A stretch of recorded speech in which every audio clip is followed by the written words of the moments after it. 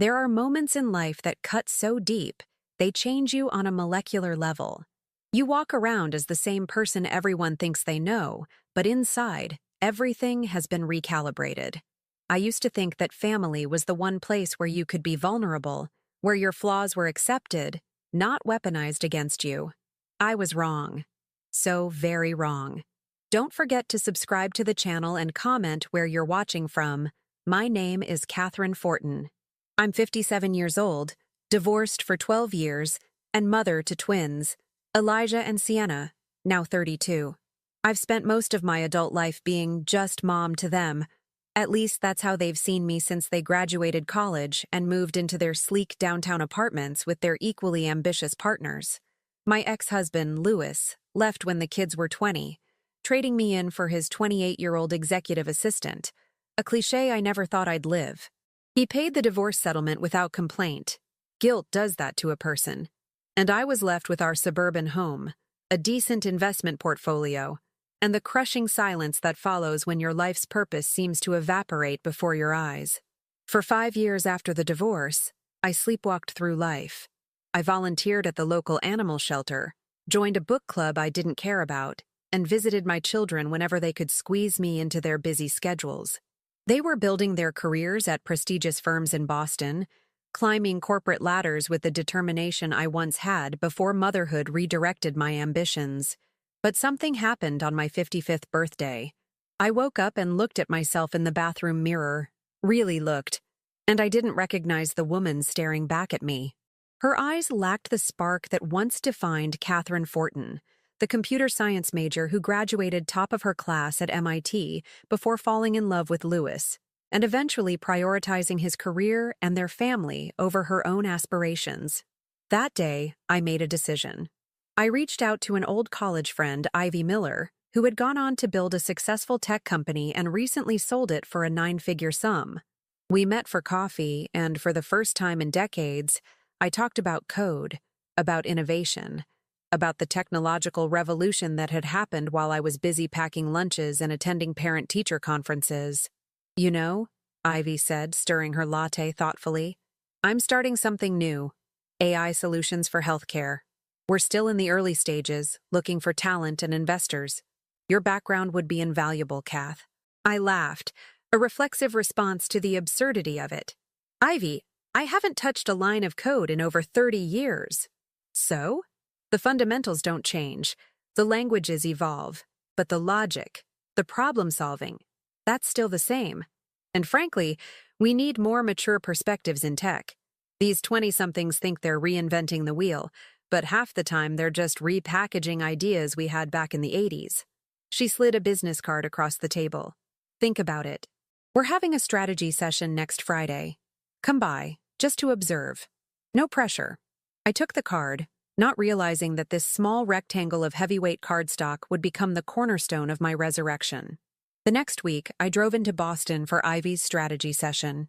I sat in the back of a glass-walled conference room, listening as a team of young developers and medical consultants discussed the challenges of integrating AI diagnostics with existing healthcare systems. My hands itched to grab a marker and approach the whiteboard. I saw the solution forming in my mind. A way to bridge the gap between cutting-edge technology and the outdated infrastructure of hospital administration. When there was a lull in the conversation, I cleared my throat. Have you considered a layered implementation approach? Start with non-critical administrative functions, build trust in the system, then gradually integrate with diagnostic protocols? The room fell silent. Ivy smiled. Everyone, this is Catherine Fortin, one of the brightest minds I knew at MIT. Kath, please, come up and walk us through what you're thinking. For the next 45 minutes, I sketched out a roadmap on the whiteboard, drawing on my knowledge of systems integration from my college days and the countless hours I'd spent reading tech journals during sleepless nights after the divorce. The team asked questions, challenging some of my assumptions, but there was a palpable shift in the room's energy. They were listening, really listening. After the meeting, Ivy pulled me aside. I knew you still had it in you. I want you on this project, Kath, as a consultant to start, but with room to grow if you're interested. I was more than interested. I was ravenous for this opportunity to reclaim a part of myself I'd buried for too long. Over the next 6 months, I threw myself into Ivy's project. I spent my evenings and weekends taking online courses to update my skills, learning new programming languages, and studying the healthcare industry. My children noticed my sudden unavailability, but seemed relieved that I'd found something to occupy my time. They'd always struggled with what they perceived as my neediness after the divorce. "It's good you've found a hobby, Mom," Sienna said during one of our phone calls.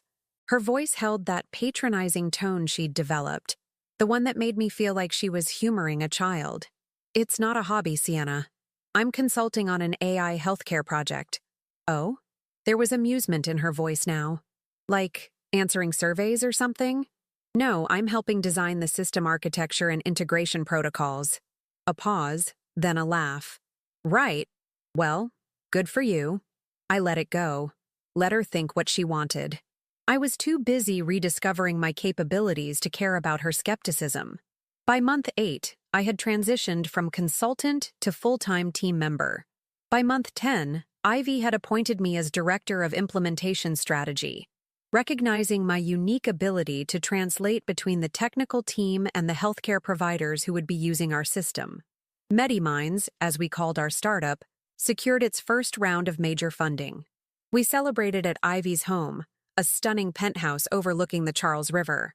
It was there that Ivy pulled me onto her balcony, away from the rest of the team. "Kath, I'm going to be blunt.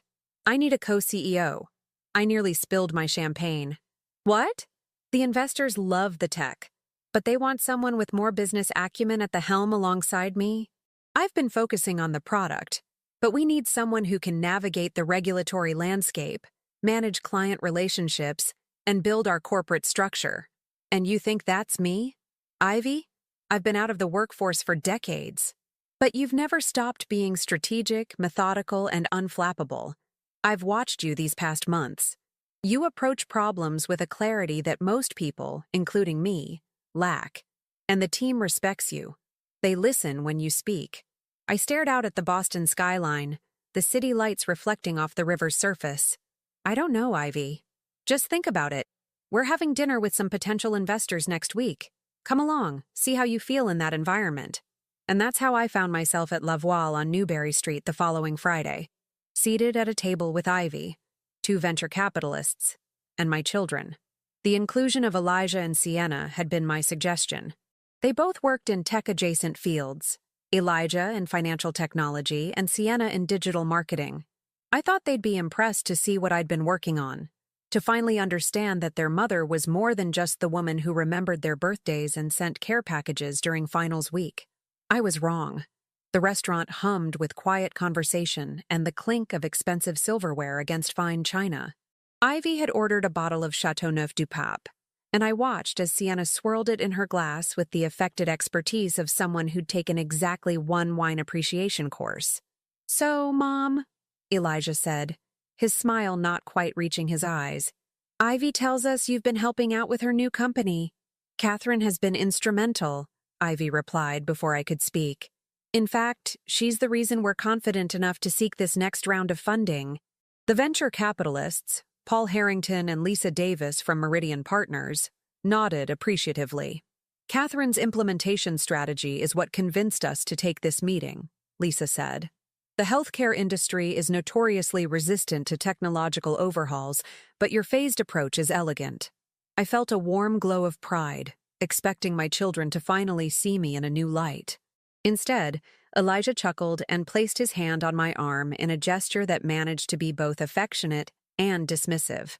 "Mom's always been good with people. She could probably convince a cat to take a bath if she set her mind to it." Sienna joined in. "Remember when she tried to set up her own Instagram account? Dad had to rescue her after she somehow managed to post her password as a caption." The twins laughed, and I saw Ivy stiffen beside me. The venture capitalists maintained polite smiles, but I could feel the shift in the air, the subtle reframing of me from respected colleague to bumbling mother. "That was 6 years ago," I said quietly. "Technology evolves. So do people." "Of course, Mom," Sienna patted my hand. "And we think it's great you're helping Ivy with the— what is it again? The people stuff?" System architecture and implementation protocols, I repeated, the same words I'd used with her on the phone months earlier. Elijah nearly choked on his wine. Mom? Come on. You can barely figure out how to use the remote control for your TV. That's because you keep insisting on upgrading my equipment to the latest models without showing me how they work, I said, fighting to keep my voice level. Because you need to stay current, Sienna chimed in. Remember when you wanted to start an online book club last year and asked if you needed to buy a special computer for Zoom? They were cherry-picking moments of technological confusion, normal questions anyone might have, and presenting them as evidence of some fundamental deficiency. I felt heat rising in my face, not from embarrassment, but from anger. Catherine was designing network protocols before either of you were born, Ivy interjected, her voice sharp. She graduated top of our class at MIT. That was a long time ago, Elijah said with a shrug. No offense, Mom, but things have changed a bit since the days of dial-up internet and floppy disks. I opened my mouth to respond, but Sienna was already turning to Paul and Lisa, smoothly changing the subject. So, what other healthcare investments are you considering? I'm actually working with a telemedicine platform at my agency that's showing impressive growth metrics. The conversation shifted, with Elijah and Sienna both showcasing their professional knowledge, subtly positioning themselves as potential assets to Meridian partners. I sat in silence, the perfect image of the proud mother watching her children shine, while inside, something hardened and crystallized. Later, as we waited for our cars at the valet stand, Ivy pulled me aside. I'm so sorry about that, Kath. Your kids were completely out of line. It's fine, I said, surprised by how calm I felt. They've never really seen me as anything other than their mother. It's not their fault. Bullshit, Ivy hissed. They're grown adults who just undermined their own mother in front of potential business partners. That's not just disrespectful, it's stupid. I watched Elijah and Sienna chatting animatedly with Paul and Lisa near the restaurant entrance. My twins, so confident, so certain of their place in the world. A world I had helped create for them through years of sacrifice and support. You know what's interesting? I said. They have no idea what we're actually building. They think I'm some glorified administrative assistant, helping with the people stuff. Ivy followed my gaze. Does that bother you? It did, but now I'm thinking it might be an advantage. How so? I turned to her, a plan already forming in my mind. I believe you mentioned needing a co-CEO? Ivy's eyes widened slightly, then her lips curved into a smile. I did indeed. I'd like to accept the position, with one condition. Name it. We don't announce it publicly yet. Not until after our next phase of hiring. She studied me for a moment, then nodded slowly. Intriguing. Care to share your thinking? Not just yet, but trust me, it will be worth the wait. The valet pulled up with my car and I said goodnight to Ivy, promising to discuss details on Monday. As I drove home, I replayed the dinner conversation in my head, each dismissive comment from my children fueling my resolve. Over the next 2 months, MediMinds grew rapidly. We secured the funding from Meridian Partners and began expanding our team. As co-CEO, I focused on building our corporate structure and recruiting top talent, while Ivy led product development. I kept my new position quiet, as planned. My name appeared on company documents and contracts, but we held off on press releases or social media announcements. To the outside world, including my children, I was still just a consultant helping Ivy with her company. Sienna called occasionally, always starting with a perfunctory, "How's the project going, Mom?" before launching into stories about her own work accomplishments. Elijah sent texts with links to basic technology tutorials. Just thought these might help you keep up with what you're doing with Ivy. Each interaction strengthened my conviction. In late March, we moved into our new headquarters in the Seaport District. My corner office overlooked the harbor, and as I arranged family photos on my desk, reminders of the decades I'd devoted to my children, I received an email from our HR director. "Interesting applications just came in," Nancy wrote. "Thought you should see these." I clicked on the attachments and felt a surge of something between amusement and vindication. There they were. Resumes from Elijah and Sienna Fortin, applying for senior positions at MediMinds. Elijah was seeking the role of financial strategy director. Sienna had applied for head of marketing and communications. Both positions reported directly to the co-CEOs. I picked up my phone and called Ivy. "Did you know about this?" I asked when she answered. "About what?" "My children have applied for jobs at MediMinds." There was a pause, then a soft laugh. "Well, well, the universe does have a sense of humor." "Indeed it does," I replied, a cold smile forming on my lips. "What do you want to do?" I thought for a moment.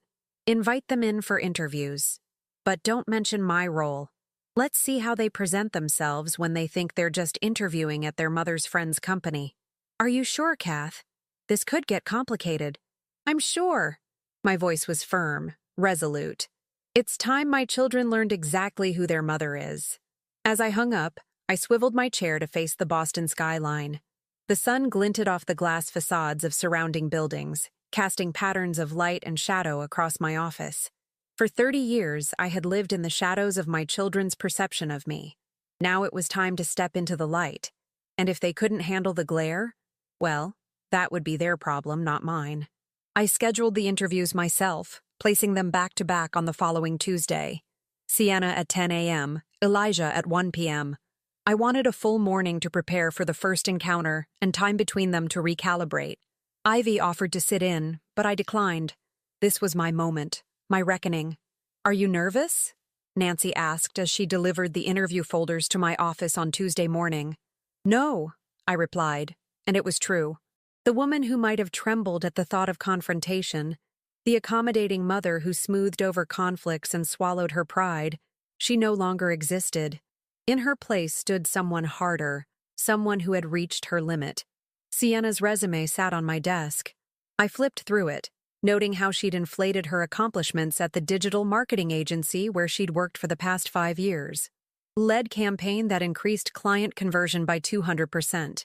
I happened to know from one of our family dinners that she'd been part of a team of 8 people on that project. At 9:58 a.m., my phone buzzed with a text from Sienna. "Wish me luck, Mom. Big interview at MediMinds today. It's that company Ivy started, but way bigger now. Could be a huge step up for me." I didn't reply. Instead, I watched through my office window as Nancy greeted Sienna in the reception area. My daughter looked polished in a charcoal gray suit, her blonde hair swept into a sleek bun. She carried an expensive leather portfolio, a Christmas gift from me 2 years ago, and exhibited the confident posture of someone who expected success. Nancy led her through the main workspace toward the conference room, not my office. We had agreed that I would join the interview 15 minutes in, after the preliminary questions. Through the glass walls, I could see Sienna smiling, shaking hands with our HR director and the marketing team lead.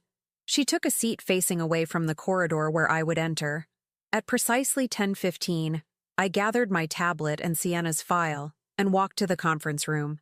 Nancy saw me approaching and nodded almost imperceptibly. She had just asked Sienna about her experience with healthcare clients when I opened the door. "Sorry I'm late," I said, keeping my voice neutral. Sienna turned, her professional smile freezing on her face as she registered my presence. Her eyes widened, darting from me to Nancy to the other interviewer and back to me again. "Mom?" The word escaped as a confused whisper. "Ms. 14 is our co-CEO and head of operations," Nancy explained smoothly. "She'll be joining us for the remainder of the interview." I took a seat directly across from Sienna, placing her resume on the table between us. "Please continue, Ms. Fortin. You were telling us about your healthcare client experience." The color drained from Sienna's face. What is going on?" "We're conducting an interview for the head of marketing and communications position," I replied calmly. "As Nancy mentioned, I'm the co-CEO of MediMinds. I believe the question was about your healthcare client experience." Sienna's composure cracked. "Why didn't you tell me? Is this some kind of joke?" "I assure you this is a professional interview for a senior position at a rapidly growing healthcare AI company. There's nothing humorous about it." I looked down at her resume. "Now, you mentioned leading a campaign for MediBright Skincare that increased their patient consultations. Can you walk us through your specific contributions to that project?" Sienna stared at me, her mouth opening and closing like a fish out of water. The other interviewers shifted uncomfortably in their seats. Perhaps we should reschedule, Nancy suggested. Always the diplomat. That won't be necessary, I said, unless Ms. Fortin feels unprepared for this interview. Something flickered in Sienna's eyes. Anger, embarrassment, or perhaps a dawning recognition of the situation she'd walked into. She straightened her shoulders.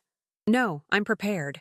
The MediBright campaign was a comprehensive digital strategy that included targeted social media ads, influencer partnerships, and a website redesign.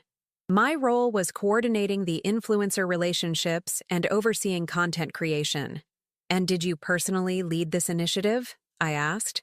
Sienna hesitated. I was part of the leadership team. I see. And how many people were on this team? 8, she admitted.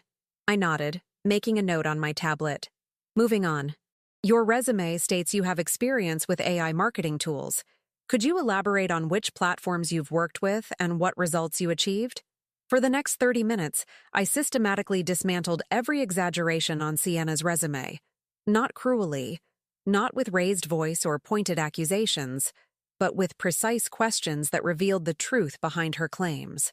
By the time we concluded, sweat had formed at her temples despite the room's comfortable temperature. Thank you for your time, Ms. Fortin, I said, gathering my materials. Nancy will be in touch regarding next steps. I left without another glance at my daughter. Back in my office, I closed the door and took a deep breath. My hands were steady, my mind clear. I felt nothing but a cold satisfaction. At 12:57, my assistant informed me that Elijah had arrived for his interview. I repeated the same process, let him begin with the other interviewers, then enter 15 minutes in. But unlike his sister, Elijah didn't immediately lose his composure when he saw me. Mom, he said, recovering quickly. What a surprise. I didn't realize you were involved in the interview process. Mr. Fortin, I replied, I'm not just involved in the process. I'm the co-CEO of MediMinds.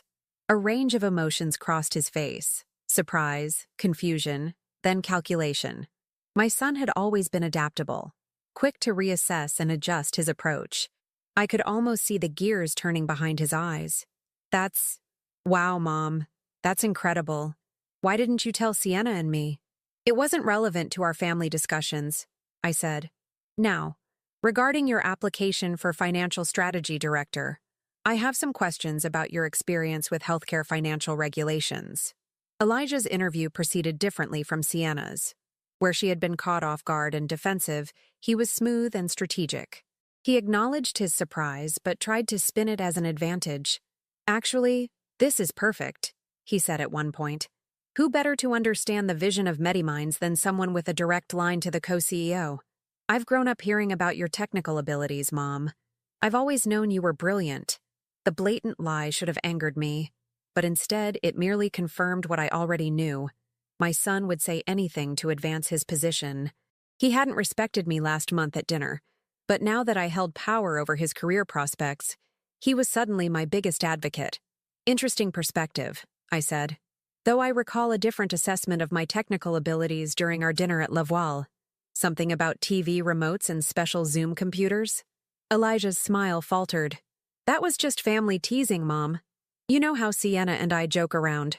Indeed. Let's get back to the financial regulatory framework for AI in healthcare. You mentioned experience with HIPAA compliance in your previous role. Can you elaborate on specific projects? The rest of the interview proceeded professionally. Unlike Sienna, Elijah had not significantly exaggerated his credentials. His sins were ones of omission and attitude rather than false claims. By the end, he seemed to think he'd recovered well, even giving me a wink as he thanked the interview panel. As I walked him to the elevator, he lowered his voice. You should have told us, Mom. But I get it. You wanted to surprise us. Very impressive power move. This isn't a game, Elijah, I replied. This is my company and my career. Of course, of course. He nodded earnestly. And I'm genuinely proud of you. We should celebrate tonight. I'll call Sienna. I have a board meeting this evening. I cut him off. Nancy will be in touch about the position. The elevator doors opened, and I gestured for him to enter. As they closed on his confused face, I turned and walked back to my office, already formulating the next phase of my plan. Later that evening, I sat with Ivy in her office, reviewing the day's events. "So," she said, pouring us each a glass of scotch, "how did it feel?" I considered the question carefully. Like reclaiming something that was always mine. My dignity. My identity beyond motherhood. "And what now? Will you hire them?" I swirled the amber liquid in my glass. That would be the expected move, wouldn't it? Bring them into the fold, teach them to respect me by working under my leadership. Ivy raised an eyebrow. "But that's not what you're planning." "No," I said, taking a sip of scotch, feeling it burn pleasantly down my throat. "That would be too easy. Too forgiving." The sun was setting outside Ivy's window, casting the office in golden light that would soon fade to darkness. Just like my children's expectations. The next morning, Sienna called 17 times before I instructed my assistant to block her number. Elijah was more strategic, sending a carefully worded email expressing his continued interest in the position and enthusiasm about potentially working with such an inspiring leader. He made no direct mention of our familial relationship, smart enough to know that nepotism accusations could follow if our connection became widely known within the company. I let them stew for 3 days. No responses, no explanations, no motherly reassurances that everything would be all right. On Friday afternoon, I sent identical emails to both. "Dear candidate, thank you for your interest in the position at MediMinds. After careful consideration of all applicants, we regret to inform you that we have decided to pursue other candidates whose qualifications more closely match our current needs. We appreciate your time and wish you success in your future endeavors. Regards, Catherine Fortin, co-CEO, MediMinds Inc. Formal, impersonal, final." Within minutes, my personal phone exploded with notifications. Texts, calls, voicemails. I silenced it and continued with my afternoon meetings. At 6:30 p.m., as I was reviewing contract language with our legal team, Nancy knocked on my office door. "Ms. Fortin, I'm sorry to interrupt, but your children are in the reception area. They're quite insistent on seeing you." I glanced at the security feed on my computer. There they were, Sienna pacing frantically, Elijah sitting rigidly in a visitor chair, his leg bouncing with barely contained energy. "Tell them I'm in meetings until 8 p.m. They're welcome to wait or schedule an appointment for next week." Nancy hesitated. "Your daughter seems upset." "I imagine she is," I replied, returning my attention to the contracts. Nancy nodded and left. 15 minutes later, the security feed showed her escorting my children to the elevator. Sienna was gesticulating wildly.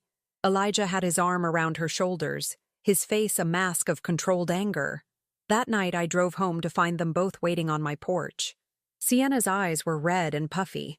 Elijah stood with his arms crossed, his jaw set in a hard line. "You can't ignore us forever, Mom," he said as I approached with my briefcase and grocery bag. "I'm not ignoring you. I'm treating you exactly as I would any other rejected job applicants." I unlocked the door and walked inside, leaving it open behind me. They followed, as I knew they would. In the kitchen, I began unpacking groceries, placing items methodically in their designated spaces. Sienna slumped against the counter while Elijah leaned in the doorway. "Why didn't you tell us?" Sienna finally asked, her voice small. "Tell you what? That I was capable of running a tech company? That I had ambitions beyond being your mother? I believe I tried." I placed a carton of eggs in the refrigerator. "You both made it abundantly clear what you thought of that possibility." "That was just joking around," Elijah protested. "Family banter." I turned to face him fully. "Was it? When you mock someone's capabilities repeatedly, when you laugh at their aspirations, when you treat them as if they're technologically incompetent, that's not banter, Elijah. That's belittlement. We didn't mean—" "Yes, you did. You both meant every word. You've spent years constructing a narrative about me. Poor, technologically challenged mom who needs your help figuring out Netflix. It made you feel superior, didn't it? To think of me as less than, as someone who couldn't possibly compete in your world." Sienna pushed away from the counter. "That's not fair. We've always supported you." "Have you? Name one time, Sienna. One single time when you expressed genuine belief in my capabilities. Not as your mother. but as a person with skills and intelligence. She opened her mouth, then closed it. Nothing came. That's what I thought. I resumed unpacking groceries. Now, if there's nothing else, I have work to prepare for tomorrow. So that's it? Elijah's voice had an edge now.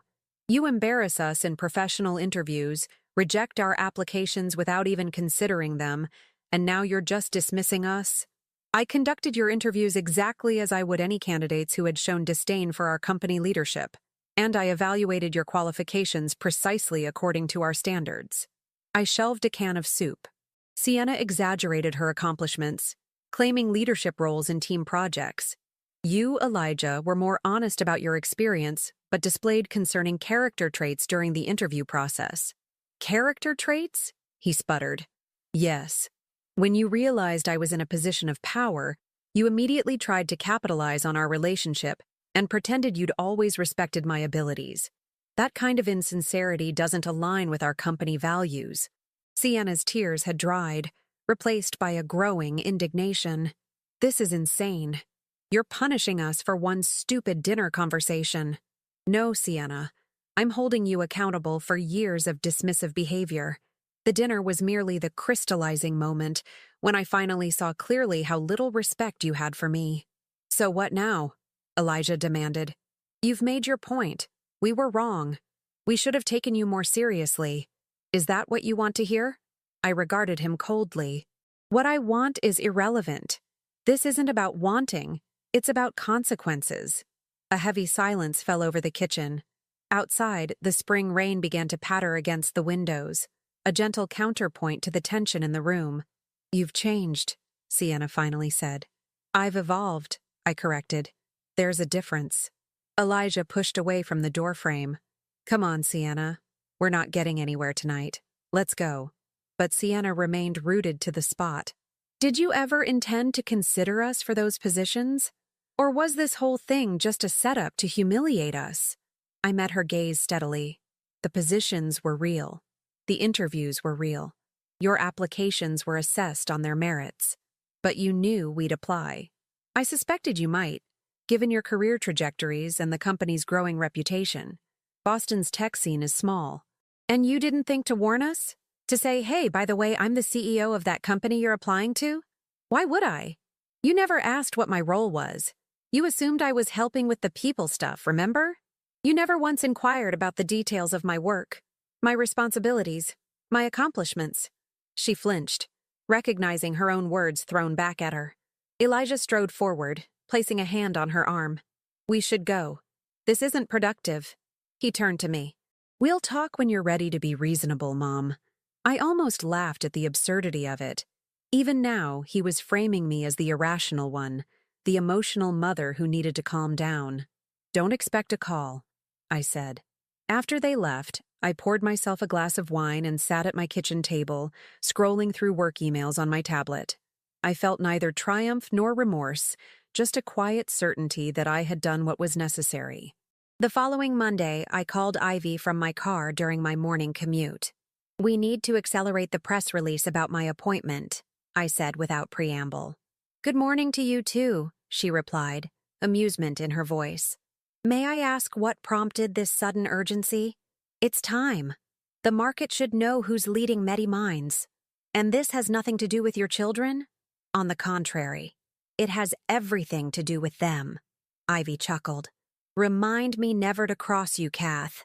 What exactly are you planning? Justice, I replied simply. 3 days later, the press release went out. MediMinds announces Catherine Fortin as co-CEO. It detailed my background, my education at MIT, my vision for the company. Several tech publications picked up the story, framing it as a remarkable comeback. The tech prodigy who had stepped away to raise a family, now returning to revolutionize healthcare AI. The Boston Globe ran a feature, The Mother of Invention, How Catherine Fortin is Changing Healthcare Technology. The photographer captured me in my corner office, the harbor visible behind me, my expression calm and authoritative. That evening, my phone lit up with notifications from LinkedIn, hundreds of connection requests, congratulatory messages, and interview offers from industry podcasts and publications. Among them, buried in the flood, were connection requests from Elijah and Sienna. I declined both. Phase 1 of my plan was complete. My children had been denied the positions they felt entitled to, and now my success was being broadcast to their entire professional network. But I wasn't finished. Not even close. For the next 2 months, I maintained radio silence with my children. No calls, no texts, no responses to their increasingly desperate attempts to reach me. Sienna left tearful voicemails. Elijah sent carefully worded emails filled with apologies that never quite acknowledged the full extent of his behavior. I deleted them all. Meanwhile, MediMinds continued its meteoric rise. Our healthcare AI solution was being implemented in 3 major hospital systems, with negotiations underway for international expansion. Ivy and I were featured in Forbes' Women in Tech issue, standing back-to-back in sleek business attire, the headline proclaiming, "The future of healthcare is female." In Boston's tight-knit tech community, word travels fast. I heard through industry connections that Sienna had been passed over for a promotion at her agency. The partners had concerns about her inflated claims on her resume. Rumors that had mysteriously begun circulating after her interview at MediMinds. Elijah was facing his own professional challenges.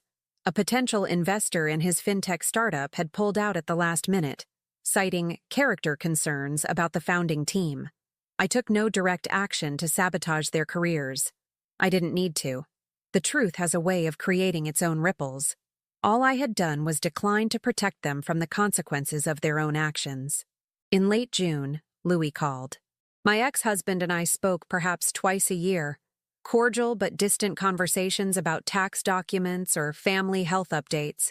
This call was different. "The kids are worried about you, Kath," he said without preamble. "They say you've cut them off." "I'm fine," I replied. "Better than fine, actually. I assume you've seen the press coverage." "I have. Congratulations. It's quite impressive." He paused. "But that's not why I'm calling." "I know why you're calling, Louis. Sienna and Elijah went crying to Daddy because Mommy won't fix their problems anymore." His sigh crackled through the phone. "They made a mistake. They feel terrible about it. How long are you going to punish them?" "I'm not punishing them. I'm simply no longer sheltering them from the consequences of their actions." "Come on, Kath. They're your children." "Yes, they are. And they're also 32 years old. Old enough to understand that when you mock someone's capabilities, when you dismiss their ambitions, when you treat them with contempt, there might be repercussions." Another sigh. "They were just teasing. You know how kids can be." "They're not kids, Louis. And it wasn't teasing. It was years of condescension finally crystallized into one unforgivable moment." "Unforgivable? Isn't that a bit extreme?" "Is it? Tell me, if one of your colleagues had said to you what our children said to me, would you forgive them? Would you continue to cultivate that relationship?" Silence stretched between us. Louis had always been ambitious, protective of his professional reputation. He understood the language of respect.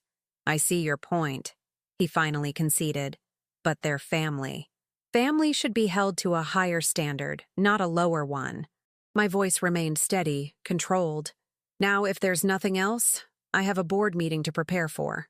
After hanging up, I walked to my office window and gazed out at the Boston harbor. Sailboats dotted the blue water, tiny figures moving purposefully about their decks. From this height, they looked like toys in a child's bath. I thought about perspective. How differently the world appears depending on where you stand. How power reshapes the landscape of relationships. My intercom buzzed. "Ms. Fortin, Dr. Miller is here for your 2 o'clock. Ivy entered with her usual energy, dropping into the chair across from my desk. "Ready for today's board presentation?" "Almost." I handed her a folder. "I'd like to add this to the agenda." She opened it, scanned the contents, and raised her eyebrows. "Are you sure about this, Kath? It's rather definitive." "I'm sure. They're still your children." "Yes, they are. But this isn't about them. It's about the future of MediMinds." Ivy studied me for a long moment, then nodded. "Your call. Let's do it." The board meeting proceeded smoothly. Our CFO presented the quarterly financials, strong growth, controlled burn rate, positive investor feedback. Our CTO outlined the technology roadmap, highlighting recent breakthroughs in predictive diagnostics. Then Ivy stood to introduce the final agenda item. Before we adjourn, Catherine has an important announcement regarding company security and leadership continuity. I took my place at the head of the table, feeling the weight of 8 pairs of eyes on me. Our board members, successful entrepreneurs, experienced investors, respected medical professionals, waited expectantly.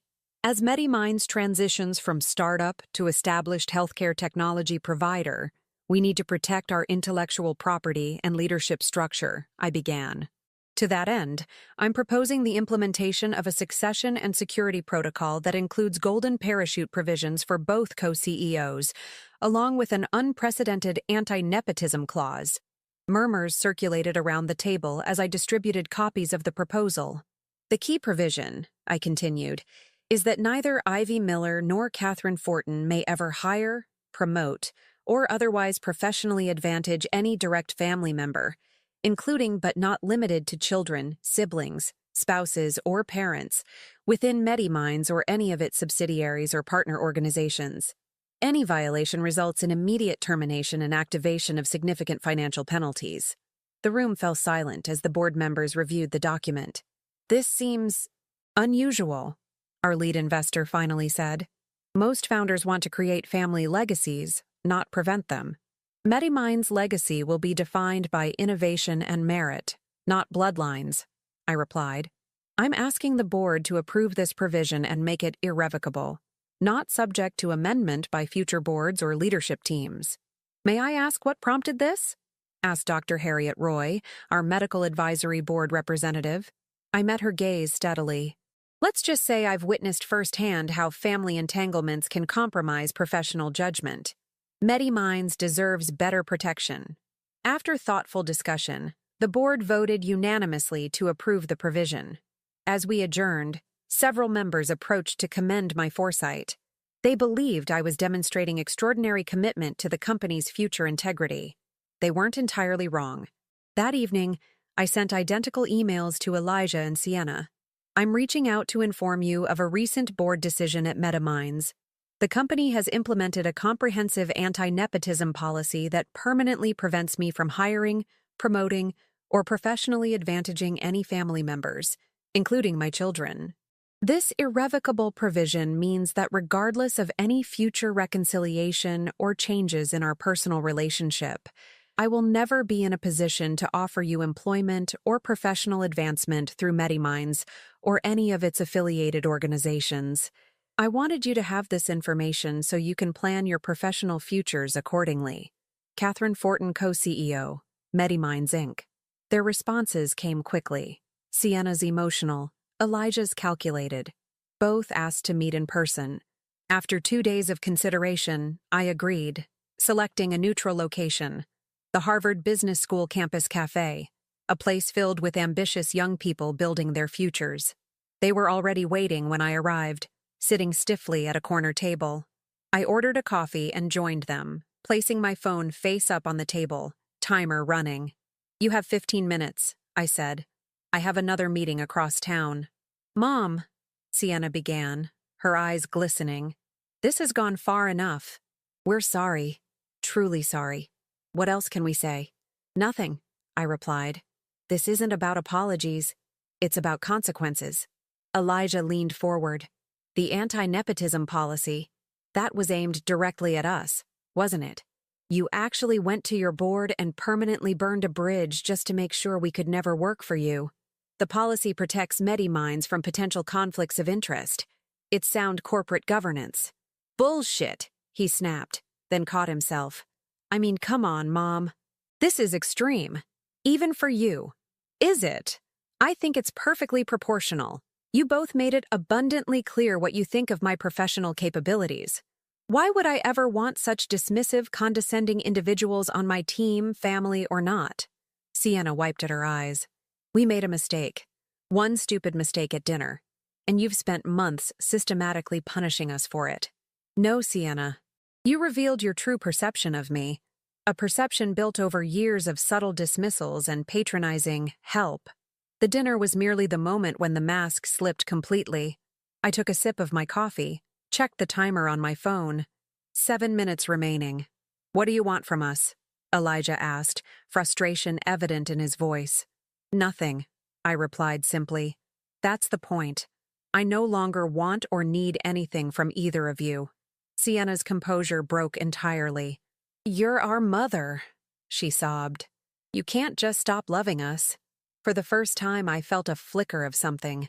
Not remorse, not forgiveness, but perhaps a shadow of the maternal instinct that had defined me for so long. I pushed it away.